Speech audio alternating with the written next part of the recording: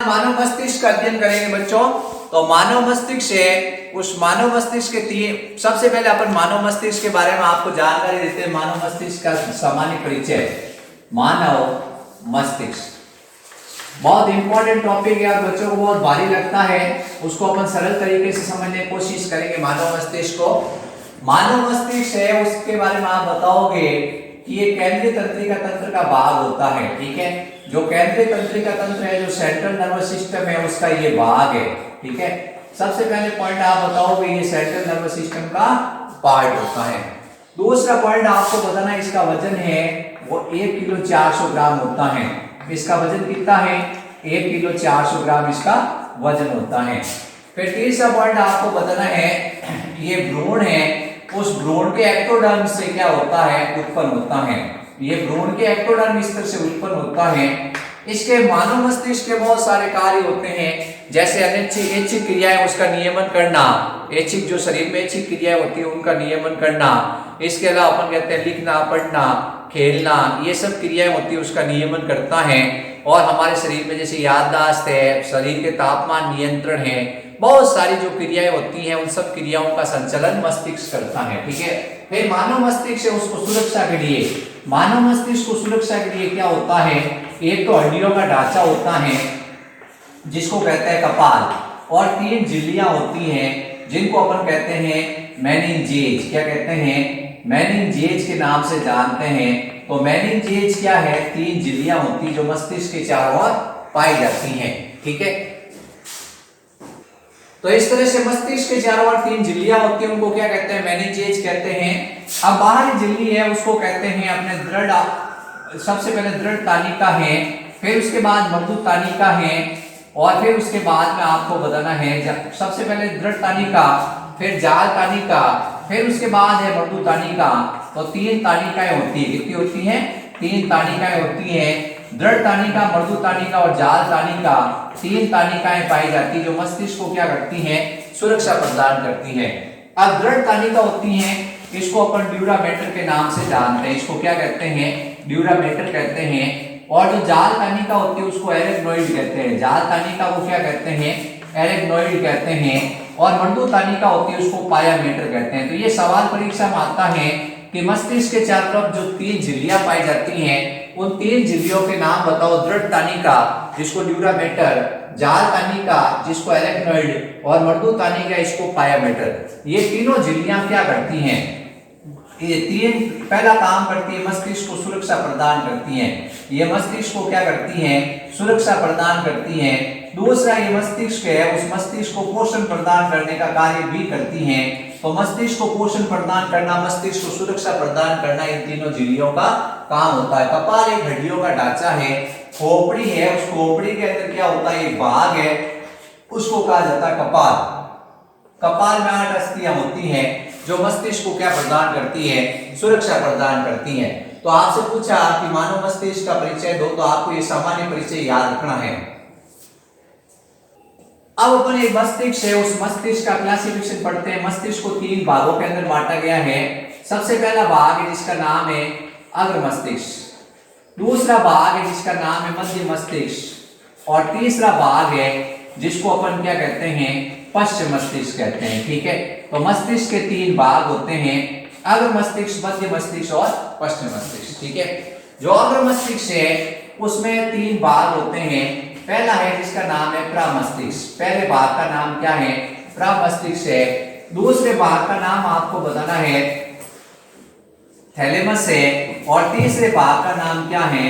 Hypothalamus है। ठीक है, तो 3 भाग है इसके अंदर। कितने भाग हैं? इसके अंदर 3 भाग हैं। पहला भाग है जिसको अपन कहते हैं प्रमस्तिष्क, दूसरा भाग होता है थैलेमस, और तीसरा होता है हाइपोथैलेमस। अब मध्य मस्तिष्क है, उसके अंदर ये 2 भाग हैं। एक का नाम है पूरा सेरिब्रई, एक का नाम क्या है? पूरा सेरिब्रई है, और दूसरा भाग है जिसको अपन कहते हैं कॉर्पोरा क्वाड्रिजेमिना। दूसरा भाग है जिसको अपन क्या कहते हैं? कॉर्पोरा क्वाड्रिजेमिना के नाम से जानते हैं। कॉर्पोरा क्वाड्रिजेमिना, या इसको क्या कहते हैं? पिंड चतुष्टय के नाम से जाना जाता है। ठीक है, तो ये आपको क्लासिफिकेशन याद करना है। फिर पश्च मस्तिष्क है, उसका पहला भाग है जिसको अपन कह रहे हैं पोन्स, दूसरा भाग है जिसको अपन कह रहे हैं अनुमस्तिष्क, और तीसरा भाग है जिसको अपन कह रहे हैं मेडुला ओब्लांगेटा यानी मध्यांश। क्या कहते हैं? मध्यांश यानी मेडुला ओब्लांगेटा। ये आपको नाम याद रखने हैं। ये सारे वर्गीकरण आपको बिल्कुल अच्छी तरह याद होना चाहिए, कौन सा भाग किसके अंदर होता है। तो अपन कहते हैं अग्र मस्तिष्क, मध्य मस्तिष्क और पश्च मस्तिष्क। मानव मस्तिष्क के 3 भाग होते हैं। अग्र मस्तिष्क है उसमें प्रमस्तिष्क, थैलेमस, हाइपोथैलेमस 3 भाग है। मध्य मस्तिष्क के अंदर 2 भाग है, पूरा सेरिब्रई और पोर्फरा क्वाड्रिजेमिना। और पश्च मस्तिष्क है उसमें पोन्स है, अनुमस्तिष्क है, मध्यांश है। अब ये जो प्रमस्तिष्क है इसको कहते हैं सेरिब्रम। क्या कहते हैं? सेरिब्रम कहते हैं। इसका नाम होता है सेरिब्रम। और अनुमस्तिष्क को कहते हैं सेरिबेलम। क्या कहते हैं? सेरिबेलम कहते हैं। ये है सेरिबेलम और ये है सेरिब्रम। ये ध्यान रखना है।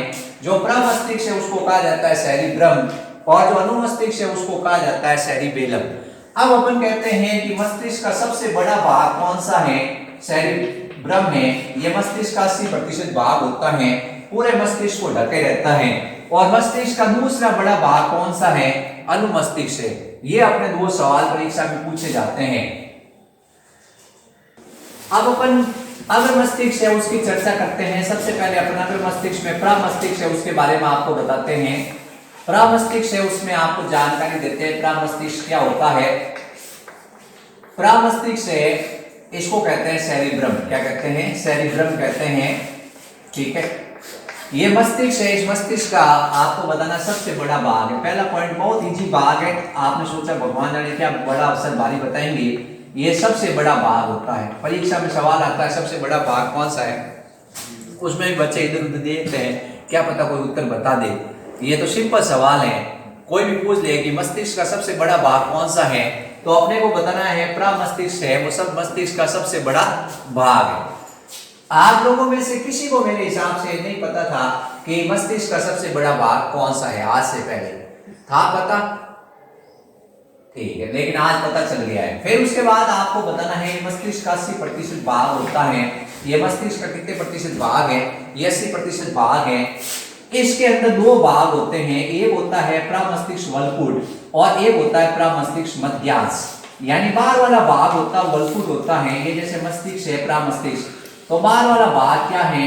बाहर वाले भाग को कहते हैं प्रमस्तिष्क वल्कुट, जो कि आपको बताना है दूसर द्रव्य का बना होता है। किसका बना होता है? दूसर द्रव्य का बना होता है। और अंदर वाला भाग होता है वो श्वेत द्रव्य का बना होता है। ठीक है, तो सबसे पहले ये दूसर द्रव्य और श्वेत द्रव्य का बना हुआ भाग याद रखना है। ये भी परीक्षा में क्वेश्चन आता है कि प्रमस्तिष्क का बाहरी भाग और किसका बना होता है? दूसर द्रव्य का। और भीतरी भाग किसका बना होता है? श्वेत द्रव्य का। यानी तंत्रिका कोशिकाओं का बना हुआ है। ये जो तंत्रिका कोशिकाएं हैं वो नॉन माइलिनेटेड है। कैसी है? नॉन माइलिनेटेड तंत्रिका कोशिकाओं का बना हुआ है। नॉन माइलिनेटेड मतलब जिसमें एक्सॉन के चारों ओर माइलिनेशन नहीं पाया जाता है। और ये श्वेत द्रव्य होता है, ये माइलिनेटेड तंत्रिका कोशिकाओं का बना होता है। ये अपने ध्यान रखना है। तो पूछा जाता है कि बाहरी भाग है वो प्रमस्तिष्क वल्कुट है, ये किसका बना होता है? ये दूसर द्रव्य का बना होता है। और दूसर द्रव्य कौन सी? दूसर द्रव्य में कौन सी तंत्रिका कोशिका होती हैं? नॉन माइलिनेटेड, यानी ऐसी तंत्रिका कोशिकाएं होती है जिसके एक्सॉन के चारों तरफ माइलिनेशन नहीं पाया जाता है। और श्वेत द्रव्य किसका बना होता है? माइलिनेटेड का बना होता है, जिसके चारों तरफ आपको बताना है माइलिनेशन पाया जाता है। अब इसके बाद इसके चारों ओर क्या होते हैं? इस तरह के वलन पाए जाते हैं। प्रमस्तिष्क में वलन पाए जाते हैं। इन वलन को कहते हैं गाइराई। इन वलन को कहते हैं गाइराई या इनका नाम होता है गढ़। तो इसमें वलन पाए जाते हैं। इन वलन को कहते हैं गाइराई या इनको कहते हैं गढ़। अब प्रमस्तिष्क को जब ध्यान से देखा गया तो प्रमस्तिष्क में 2 गोलार्ध होते हैं बड़े बड़े। प्रमस्तिष्क के बीच में एक अनुलंब मध्यवर्ती विदर होती है। प्रमस्तिष्क के बीच में एक अनुलंब मध्यवर्ती विदर होती हैं। प्रमस्तिष्क के बीच में एक अनुलंब मध्यवर्ती विदर होती हैं। ये अनुलंब मध्यवर्ती विदर क्या करती हैं? प्रमस्तिष्क को ऐसे 2 गोलार्धों में बांट देती हैं। प्रमस्तिष्क को 2 गोलार्धों के अंदर बांट देती हैं। ये सवाल पूछा जाता है कि मनुष्य है, उस मनुष्य के मस्तिष्क में कितने गोलार्ध होते हैं? 2 गोलार्ध होते हैं। एक का नाम होता है प्रमस्तिष्क गोलार्ध, दूसरे का नाम भी होता है प्रमस्तिष्क गोलार्ध। एक को अपन दायां कह सकते हैं, एक को बायां कह सकते हैं। दायां प्रमस्तिष्क गोलार्ध और बायां प्रामस्तिष्क गोलार्ध। तो प्रामस्तिष्क के मध्य में एक विदर पाई जाती है। विदर का मतलब होता है खांच। क्या होती है? खांच पाई जाती है। उस खांच का नाम पूछा जाता है। उसमें बच्चे सोच में पड़ जाते हैं यार मस्तिष्क के बीच में कौन सी खांच होती है। अपन बहुत सिंपल उत्तर दे देते हैं, अनुलंब मध्यवर्ती विदर। क्या नाम है? अनुलंब मध्यवर्ती विदर। अब ये प्रामस्तिष्क गोलार्ध है, ये प्रामस्तिष्क गोलार्ध है, दो गोलार्ध हो गए। ये दोनों अनुलंब मध्यवर्ती विदर द्वारा अलग होते हैं। अब ये दोनों आपस में एक क्षैतिज सेतु द्वारा जुड़े होते हैं, एक क्षैतिज पट्टी द्वारा जुड़े होते हैं। उस क्षैतिज पट्टी का नाम होता है कॉर्पस कैलोसम। ये सवाल परीक्षा में पूछा जाता है कि कॉर्पस कैलोसम नामक संरचना होती है, वो क्या किस में पाई जाती है?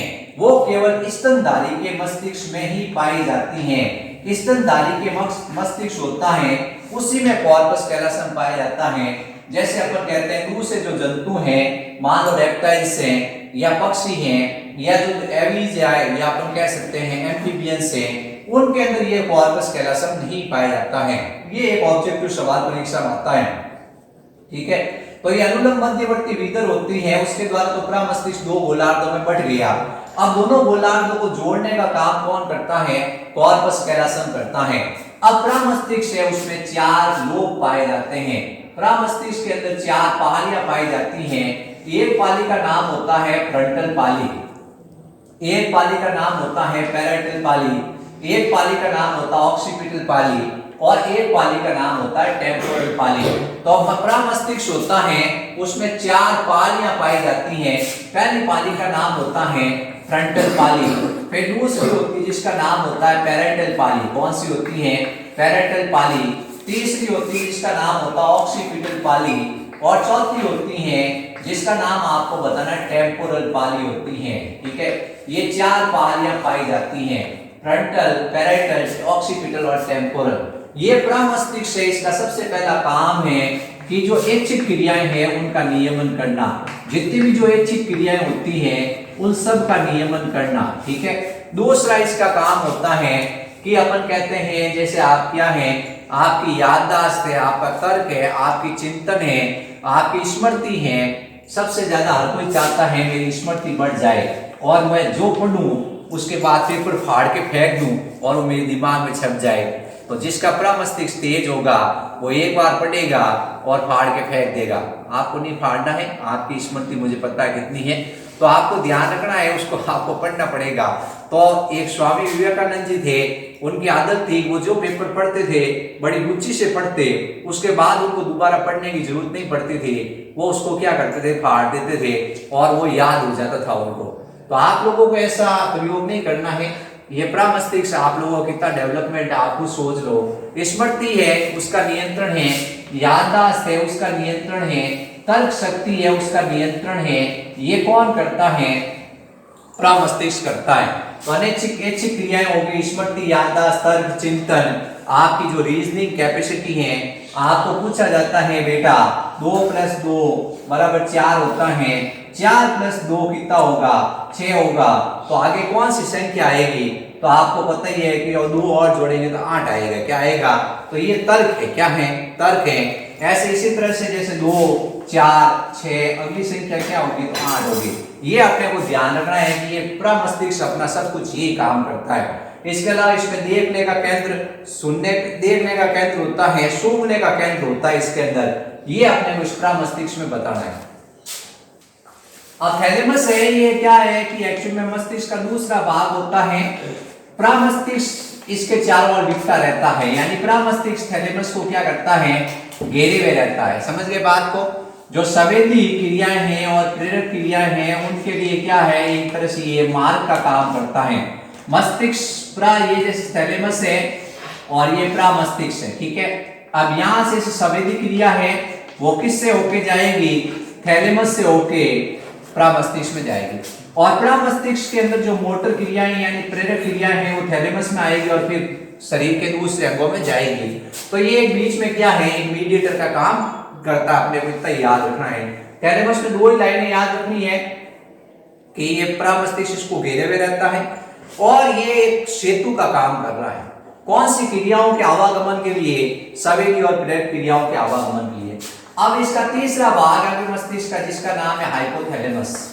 हाइपोथैलेमस से ये हाइपोथैलेमस क्या होता है, ये भाग इस तरह का भाग होता है मस्तिष्क का, प्रमस्तिष्क के नीचे ही होता है, थैलेमस के जस्ट साइड में हाइपोथैलेमस होता है। इसके अंदर कुछ केंद्र होते हैं, जैसे तापमान नियंत्रण का केंद्र इसके अंदर होता है, ये सबसे इंपॉर्टेंट सवाल है, तापमान नियंत्रण का केंद्र इसके अंदर होता है। इसके अलावा अपन कहते हैं कि जो कि कुछ ऐसी संवेदी क्रियाएं होती हैं, कुछ संवेदी क्रियाएं होती हैं, उनका नियंत्रण केंद्र भी इसमें होता है। इसके अंदर कुछ ऐसी अन्य क्रियाएं होती है, जैसे अपन कहते हैं कि प्यार है, भूख है, प्यास है, घृणा है, क्रोध है, इन सब का नियंत्रण हाइपोथैलेमस करता है। हाइपोथैलेमस से ग्रंथि जुड़ी हुई होती है, उस ग्रंथि का नाम होता है पीयूष ग्रंथि। हाइपोथैलेमस होता है उससे कीपक जैसी संरचना द्वारा क्या होती है, एक ग्रंथि जुड़ी होती है पीयूष ग्रंथि। यह हाइपोथैलेमस होता है वो तंत्रिका स्त्रावी हार्मोन का स्त्रावन करता है, जो क्या करते हैं, पीयूष ग्रंथि को उद्दीपित करते हैं और पीयूष ग्रंथि उससे हार्मोन निकलने को प्रेरित करते हैं या उससे हार्मोन निकलने को रोकते हैं। तो पीयूष ग्रंथि का कंट्रोल कौन करता है, हाइपोथैलेमस करता है, ये अपने को ध्यान रखना है, ठीक है। अब अपन एक लिम्बिक तंत्र है उसकी चर्चा करेंगे। लिम्बिक तंत्र को एक्चुअल में क्या होता है, मस्तिष्क के अंदर एक संरचना होती है जो हमारे शरीर में कुछ ऐसी क्रियाओं का नियंत्रण करती है जो होनी चाहिए शरीर के अंदर, बहुत जरूरी है, ठीक है। इसमें मेन अपन कहते हैं जैसे मनोभावनाओं की अभिव्यक्ति, हर कोई की मनोभावनाएं होती है, कुछ प्यार की, हर कोई चाहता है मुझे प्यार हो, हर कोई चाहता है मुझे प्रेम हो, और घृणा कोई नहीं चाहता, ईर्ष्या कोई नहीं चाहता है, और लैंगिक व्यवहार है उनकी। अब लैंगिक व्यवहार मतलब काम भावना, कैसी भावना, काम भावना, हर कोई चाहता है मेरे अंदर काम भावना ज्यादा से ज्यादा जागृत हो, नहीं चाहते कुछ बच्चे को। तो आपने ये बताना है कि लिम्बिक तंत्र होता है हमारे मस्तिष्क के अंदर, वो इन क्रियाओं का क्या करता है, नियमन करता है। तो मस्तिष्क का लिम्बिक तंत्र उसकी चर्चा कर लेते हैं अपन। लिम्बिक नाम ही आया हुआ तो आपके मन में सवाल आ गया, ली मतलब अपन कहते हैं लव, क्या कहते हैं, यानी ये क्या करता है कि लैंगिक व्यवहार और मनोभावना की जो क्रिया है उनका नियंत्रण करता है। अब कैसे बनता है ये, प्रमस्तिष्क गोलार्ध का जो आंतरिक भाग है कौन है, आंतरिक भाग हाइपोथैलेमस है, ठीक है। उसके साथ में क्या होता है, ये मिलता है। तो प्रमस्तिष्क गोलार्ध का आंतरिक भाग और अंदरूनी अंग जैसे कि एमिगडाला, ये प्रमस्तिष्क का, ये एक्चुअल में मस्तिष्क का भाग है, और हिपोकैम्पस, ये भी मस्तिष्क के अंदर छोटे छोटे पिंड होते हैं, उनके साथ ये मिलता है प्रमस्तिष्क और बनाता है लिम्बिक तंत्र। तो लिम्बिक तंत्र बराबर क्या होगा, हाइपोथैलेमस किसके साथ मिलेगा, लिम्बिक तंत्र के साथ। और एक तरह से अपन कहेंगे ये शरीर की अन्य क्रियाओं का नियंत्रण करेगा, जो बहुत ही जरूरी है। अब मध्य मस्तिष्क की अपन चर्चा कर लेते हैं। मध्य मस्तिष्क है, उस मध्य मस्तिष्क में आप बताओगे दो भाग बताए थे आपने, ये मस्तिष्क का ज्यादा बड़ा भाग नहीं होता है, छोटा भाग ही होता है। ये अग्र मस्तिष्क और पश्च मस्तिष्क के बीच होता है, ये अग्र मस्तिष्क और पश्च मस्तिष्क के बीच में होता है, ये अपने को ध्यान रखना है, ठीक है। इसके अंदर एक विशेष प्रकार की क्या होती है, जलवायु सेतु पाई जाती है। इसके अंदर एक विशेष प्रकार की नली पाई जाती है जिसको अपन कहते हैं रिनवियस की जलवायु सेतु। इसके अंदर एक विशेष प्रकार का रिनवियस की जलवायु सेतु पाई जाती है। इसके अलावा इसमें चार पिंड दिखाई देते हैं, इन चार पिंडों को अपन कहते हैं कॉर्पोरा क्वाड्रिजेमिना।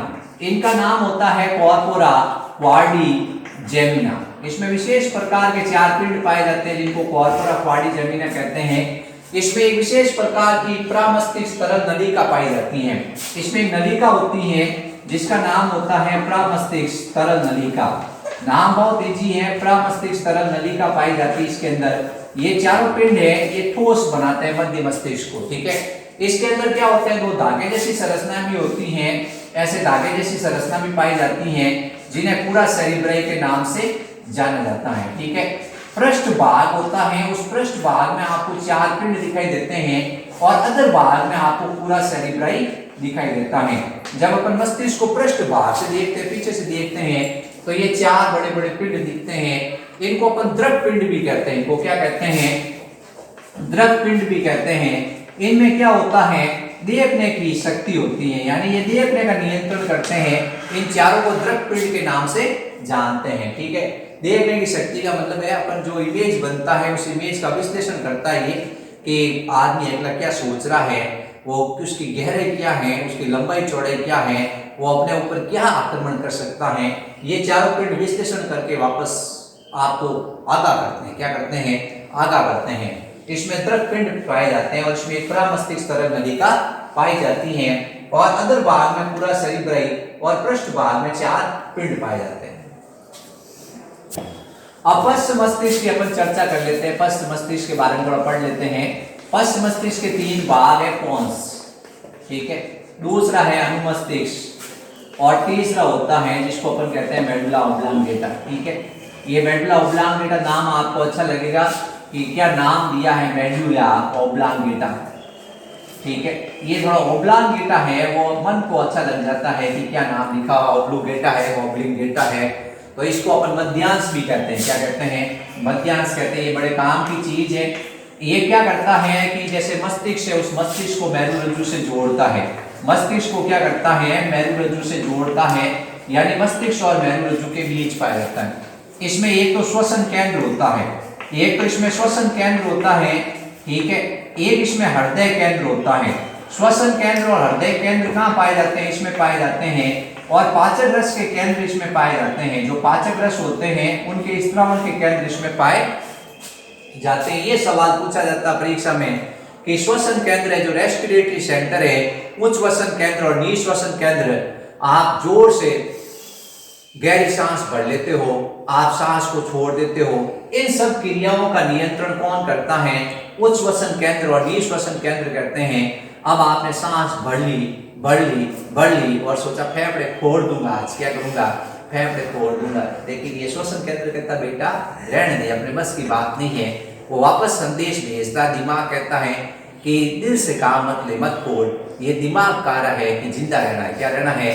तो श्वसन केंद्र होते हैं, क्या होते हैं? उच्च श्वसन केंद्र होता है, उससे सूचना जाती है और अपन सांस को छोड़ते हैं और कहते हैं गम खा लेते हैं, आज भी फोड़ते, कल फोड़ देंगे। हृदय केंद्र होता है, आज मन में आया ख्याल कि अपना दिल है वो मतलब काम करना रोक देते हैं, क्या करते हैं? आपने कुछ और सोचा होगा दिल के बारे में आते ही, तो अपना दिल है उसको रोक देते हैं। लेकिन अपने सोचा, जैसे अपने एक प्रिय विद्यार्थी पीयूष बैठा बैठा सोच रहा है कि यार मेरा हृदय हर टाइम धड़कता है, आज मैं इस हृदय धड़कन की कंट्रोल कर दूं, क्या कर दूं, और धड़काऊं ही नहीं। लेकिन ऐसा बेटा हो नहीं सकता है। हाँ, तो ऐसा हो सकता नहीं है, क्योंकि अपने को पता ही है कि हृदय केंद्र होता है वो क्या होता है, तुरंत सूचना भेजता है और कहता है हृदय धड़कता रहेगा, तुम भले कुछ भी करो, तुम सोचने से कुछ नहीं होगा। दिमाग कहता है हृदय धड़केगा, आपके सोचने से कुछ नहीं होगा। पाचक रस है वो निकलेंगे, भोजन पचेगा। तो ये जैसे अपन कहते हैं भोजन का निगलना है, ये कुछ क्रियाएं होती हैं, इन क्रियाओं का नियंत्रण भी क्या होता है? मेडुला में किया जाता है। ये मेडुला पश्च मस्तिष्क का भाग है, अंतिम भाग है, जिसके नीचे क्या होता है? मेरुरज्जु होता है। अनुमस्तिष्क होता है, उसके अंदर क्या होते हैं? इसके अंदर इस तरह से आपको बताना है, एक विशेष प्रकार का वृक्ष पाया जाता है जिसको अपन कहते हैं श्वसन वृक्ष। क्या कहते हैं? श्वसन वृक्ष के नाम से जानते हैं, वो इस अनुमस्तिष्क के अंदर पाया जाता है। फिर उसके बाद कौन से ये रेशेदार भाग होता है और मस्तिष्क के विभिन्न भागों को आपस में जोड़ता है। जो अपन कहते हैं मस्तिष्क के अलग अलग भाग होते हैं, उनको जोड़ने का कार्य भी ये करता है, ठीक है, ये अपने ध्यान रखना है।